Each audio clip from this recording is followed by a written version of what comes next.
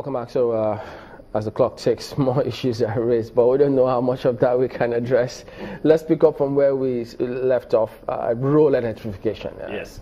Thank you very much, Shimeli. And my concern about rural electrification, as you said off camera, it's not Federal Rural Electrification Agency. There's nothing like that. And the concept of rural electrification is to disaggregate, decentralize power generation and distribution to communities. And that essentially is done elsewhere through renewables, off-grid electricity. And if from inception of rural electrification agency, it's been somebody stole or embezzled rural electrification funds, some House of Assembly members, Senate and House Committee chairman took rural electrification money, diverted it to their constituency, all kinds of things, and nothing is happening vis-a-vis rural electrification agency. It's not that going to work as presently structured under our laws, because rural electrification agency or rural electrification fund should be through the state, and the state should now decentralize the distribution through their local government. Okay. So now that we have it at, we just recently had the Rural Electrification Agency being constituted, new management in Abuja.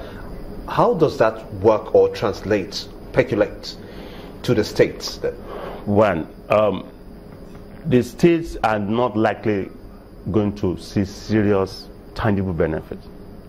As I said, as presently structured, rural electrification will deploy off-grid, renewables, solar, and the rest to communities.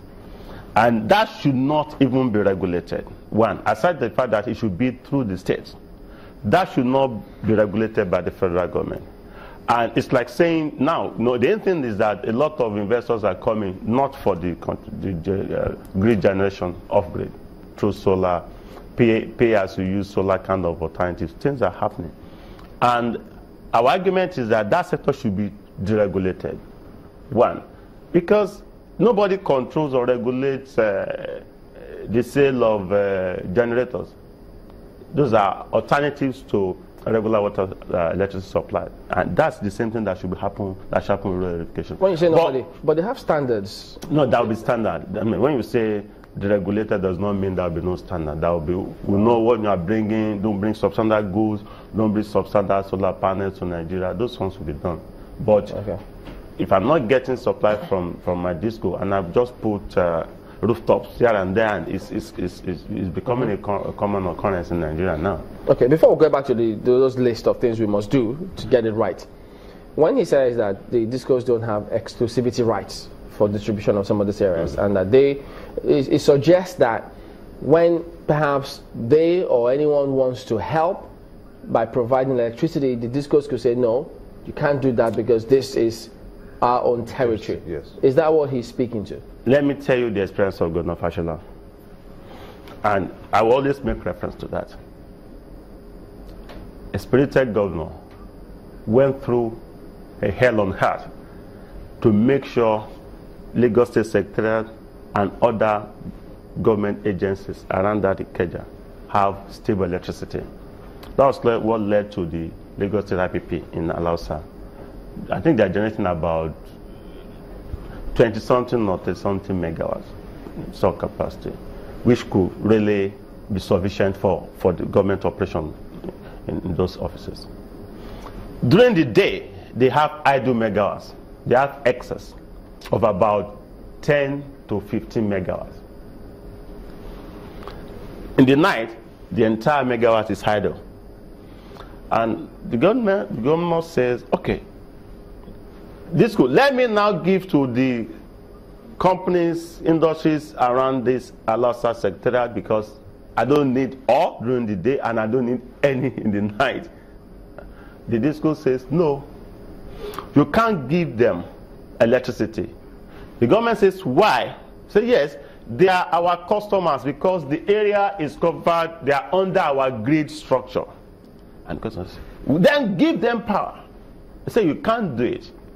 Okay. Then let me sell to them. You cannot sell to them. So they should be in darkness, whereas there is megawatts just within idle.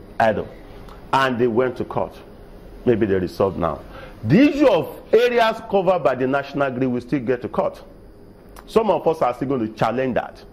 And that's waiting for the right time. Is that going to add to the problem that he's speaking about, that let's sort these things out rather than endless litigation? No, this is not endless litigation. We just need to operationalize our laws. Because the definition of areas covered by national grid does not mean this is the national grid.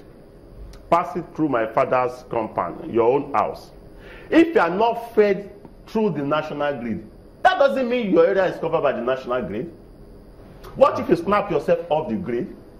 It's not covered by the national grid. I'm not under the grid. They are saying, oh, whether or not you have supply, I should be stuck with the national grid. That doesn't make sense.